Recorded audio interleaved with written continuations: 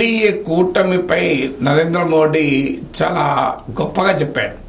ఇది Atal Bihari Vajpayee, Prakash Singh Badal, George Fernandes లాంటి మహానాయకులు ఈ కూటమిని నిర్మించారు.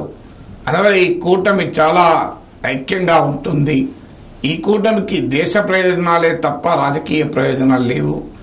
ఇది ఆర్గానిక్ కూటమి, అంటే నేచర్ సహజ మిత్రుల కూటమి. ఇది వెరీ కోహెసివ్ అలయన్స్, అంటే చాలా పరస్పరం బలమైన బంధాలు కలిగిన కూటమి అంటూ మోడీ కితాబులు ఇచ్చారు.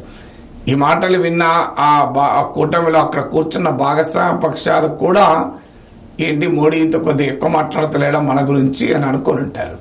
ఎందుకంటే వాళ్ళందరికీ తెలుసు కదా వాళ్ళు ఎలా ఉన్నారు. నిజంగానే ఈ కూటమిలో అక్కడ కూర్చున్న వాళ్ళు ఎవరు? నితీష్ కుమార్. ఆయన ఎన్నిసార్లు బయటకు వచ్చాడు, ఎన్నిసార్లు లోపలికి పోయాడు. సో ఆయన కోహెసివ్ కూటమి, దేశం కొరకు బీజేపీతో కలిసి ఉండాలన్న కమిట్మెంట్ ఉన్నవాడా? ఆయన రాజకీయ అవసరాల కొరకు, బీహార్లో తాను ముఖ్యమంత్రి కావడం కొరకు, ప్రజల తీర్పుతో నిమిత్తం లేకుండా ఆయన ఇష్టం వచ్చినట్టుగా కూటమిలో మార్చడంలో స్పెషలిస్టు.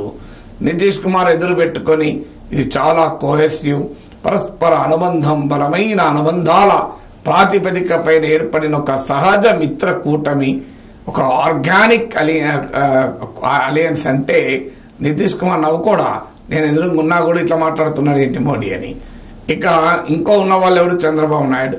చంద్రబాబు నాయుడు ఏం మాట్లాడాడు మర్చిపోయాడు. మోడీ 2018లో ధర్మ పోరాట దీక్షలు బీజేపీ పైన చేయలేదా?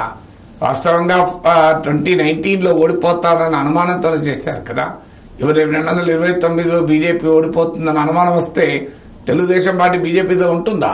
ఎందుకంటే గతంలో మోడీ గుజరాత్ ముఖ్యమంత్రిగా కూడా ఉండకూడదు అని ఒత్తిడి తెచ్చిన చంద్రబాబు నాయుడు 2014లో మోడీతో కలవలేదా? 2018లో మోడీతో విడిపోలేదా? మళ్ళీ 2023లో కలవలేదా? అందువల్ల ఇది కోహెసివ్ అలయన్స్, దేశం కోసం అలయన్స్ అంటే ఏ రకంగా నమ్ముతారు? ఇక అక్కడ కూర్చున్న చిరాగ్ పాస్వాన్ సంగతి తెలియదా? ఆయన ఢిల్లీలో ఎన్డీఏలో ఉండి బీహార్లో మాత్రం ఎన్డీఏలో లేక నితీష్ కుమార్ దెబ్బతీయడానికి, జేడీయూ సంఖ్యను అసెంబ్లీలో తగ్గించడానికి పాటుపడలేదా? ఆయన బీజేపీ సహకారంతోనే, బీజేపీ దర్శకత్వంలోనే ఇది జరిగింది అన్న అనుమానాలు రేకెత్తించలేదా?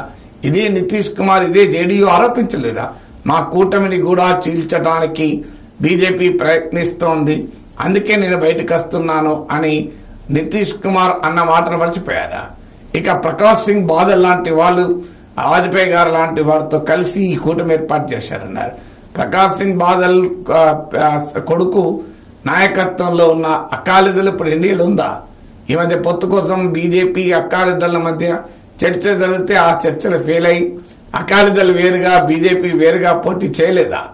ఇక మిగిలిన వాళ్ళు ఎవరు? చిన్న చిన్న కూటములు, అనుప్రియ పాటిల్, అప్నాదల్, జనసేన 2 సీట్లు, 1 సీట్ ఉన్నారు. సో అందువల్ల బీజేపీ ఈ 10 ఏళ్ల పాటు ఎన్ని పార్టీలు బయటకు వెళ్ళిపోయాయి? టీడీపీ వెళ్ళిపోయి మళ్ళీ వచ్చింది, ఏడీఎంకే వెళ్ళిపోయింది, పీడీపీ వెళ్ళిపోయింది, నేషనల్ అంతకుముందు మీకు ఈ శిరోమణి అకాలీదళ్ వెళ్ళిపోయింది, జేడీఎస్ కొత్తగా వచ్చింది. అందువల్ల ఈ కూటమిలో ఎంతమంది స్థిరంగా ఈ 10 ఏళ్ళు ఉన్నారు? అలాంటి కూటమి గుణగణాల గురించి మోడీ తన రాజకీయంగా అవసరం గనక మాట్లాడాడు. కానీ ఆ మోడీ మాటలు విన్ని ఎదురుగా కూర్చున్న మిత్రపక్షాల నేతలు కూడా మా నిజాయితీని కాస్త మోడీ ఎక్కువ అంచనా వేస్తున్నట్టు ఉన్నాడేమో అని అనుకొని ఉండాలి కదా.